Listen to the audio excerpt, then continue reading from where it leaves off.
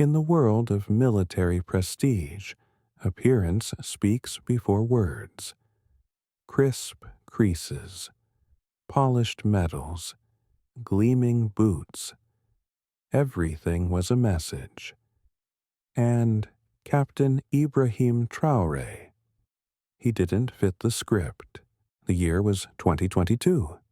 The sun bore down on the capital as a national military parade unfolded with all its grandeur. Cameras flashed. High-ranking officials posed. Soldiers marched like clockwork. And then came Traoré, steady, quiet, and utterly out of place in his sun-faded uniform. His boots were scuffed, his jacket worn at the cuffs. It wasn't disgraceful, just honest.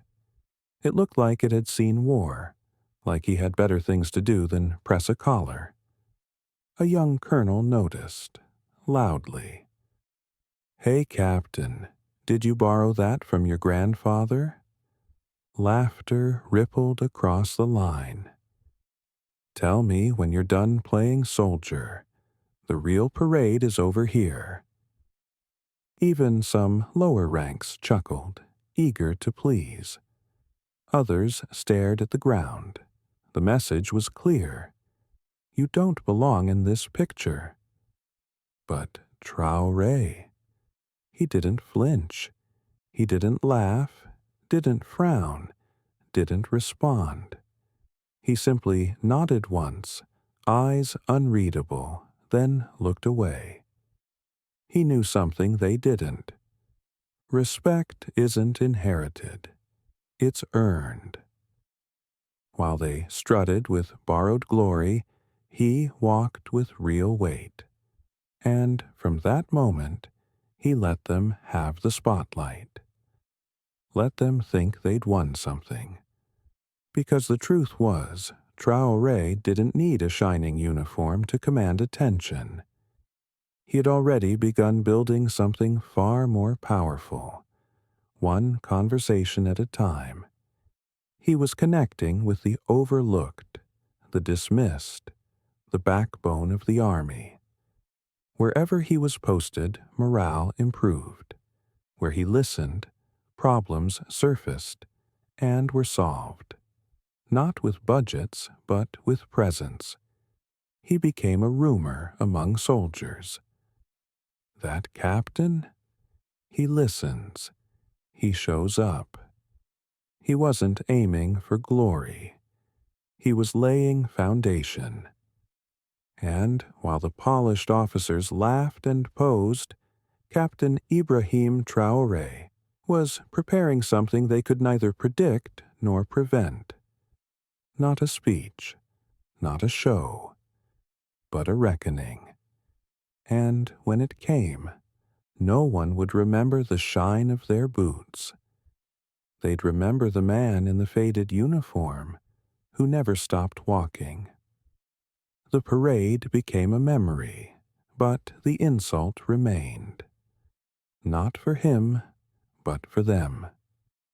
Because after that day, Captain Ibrahim Traoré stopped being a target and became a shadow. Not in hiding, in motion. He was the officer no one noticed, until he was the only one that mattered. They thought they had cut him off. They excluded him from briefings, stripped his name from citations, and dumped him in assignments no one wanted. Patrol zones with broken equipment, supply chains that never connected, units filled with disillusioned soldiers. And that was their mistake. Traoré saw opportunity where others saw punishment. He walked into forgotten barracks and greeted men like equals, sat on crates instead of chairs, asked simple questions. What's broken? What's missing? What haven't they told you? No entourage, no clipboard, just curiosity and presence. The answers were raw. Rations never arrive. Medics reuse gauze. The trucks don't start. He didn't offer promises. He offered action, found spare parts, redirected forgotten supplies, wrote detailed logs, and always he listened. Then came the first document. A young officer handed it to him under a table in a dusty mess hall. "Sir, the numbers don't match." Fuel shipments that vanished. Tools billed twice. Equipment repaired, but untouched. He didn't file a complaint. He started a file, and then another document came. Then 5. Then a flash drive. Patterns formed. Names repeated. The same men who laughed loudest had pockets that got heavier by the month. But Traoré didn't speak. He moved. He began to travel between units more frequently. Whisper networks formed. Trust deepened. Soldiers began to meet him with stories instead of salutes. Not because they were disloyal, but because for the first time in years someone was listening. And not to climb, but to correct. By the end of the year, his name wasn't on promotion lists, but it was everywhere else, passed around like a password. Captain Traoré helped us rebuild the generator. He got our wounded airlifted. He sat with the families of the dead. He wasn't rising through rank. He was rising through respect. And while the men in polished boots toasted each other in air-conditioned offices, a storm was building below, quiet, steady, and unshakable. And it had a name. It was no longer just whispers. By early 2023, there was a pulse, a rhythm, a quiet awareness that something under the surface was moving. Soldiers who had once nodded out of duty now saluted Traoré with sincerity. Junior officers sought his advice before their own commanders. And enlisted men, those who never spoke in meetings, leaned in when he entered a room. He wasn't chasing a cause. He had become one. The turning point came with a convoy that never arrived. A base near the border had been promised munitions and medical supplies. It was signed, stamped, marked as delivered. It never came. 2 days later, the base was hit. 3 soldiers died. 1 bled out waiting for morphine that had been recorded on paper but had never left the capital. Traoré didn't mourn with speeches. He brought the mother of one of the fallen the delivery report, showed her the forged signature, promised her he would make someone say the names of the dead aloud. And then he acted. Within a week, he sent packets of evidence, not to generals, not to ministries, but directly to the barracks. Photos, invoices, signed contracts, voice recordings, no message, no instructions, just truth. And it spread. Officers stared at documents and saw their own signatures, or their commanders'. Troops read their missing food allowances, line by stolen line. And, quietly, the army began to turn. No uprising, no banners, just a long, low hum of awakening. They didn't need to be told who was behind it. They already knew. The man in the faded uniform, the one they ignored, the one who listened. Now he wasn't walking alone. He was being followed. and the parade that once mocked him, it had become his army. The day came without warning. No trumpet, no call to arms, no declaration, just a sequence of sudden silences.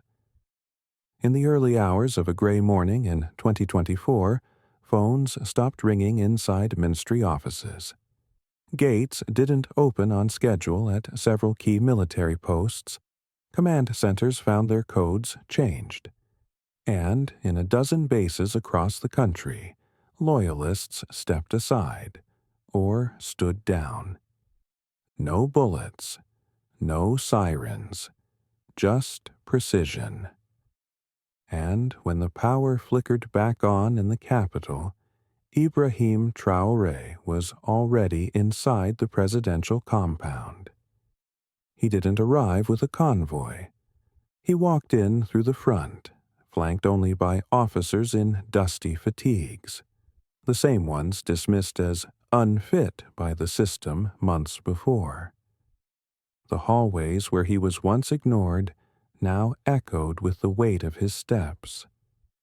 At midday, a press release went out. The transitional government has been restructured for national integrity and protection. No names were mentioned, but the streets already knew. And in offices where polished medals once hung proudly on walls, subpoenas were now being nailed in their place. Traoré ordered no arrests at first. He didn't need to, because the evidence he had compiled, painstakingly over years, spoke louder than cuffs. Military courts were convened. Officers who had laughed at his uniform stood behind podiums, stripped of insignias, forced to face the men and women they betrayed. And Traoré? He said little. Just one line, repeated as needed. I may not have had polished boots, but I've always walked the right path. The public heard it, and the nation stood still. Not in fear, but in recognition. Here was a leader who didn't rise through betrayal, but through burden. Not elevated by rank, but by respect. He did not rewrite the anthem or demand statues. He restored barracks, increased rations, prioritized health care for wounded vets, promoted those who had led quietly, like he once did. And at the next military parade, he stood, not at the front, but beside the youngest recruits, his uniform still faded, his boots still worn. But this time no one laughed. They saluted. Because the man they once mocked had become the one they all looked up to. And as he looked out over the troops, Traoré smiled, not for the cameras, but for the country that had finally remembered what real leadership looked like. Not shiny, but steady. Not loud, but lasting.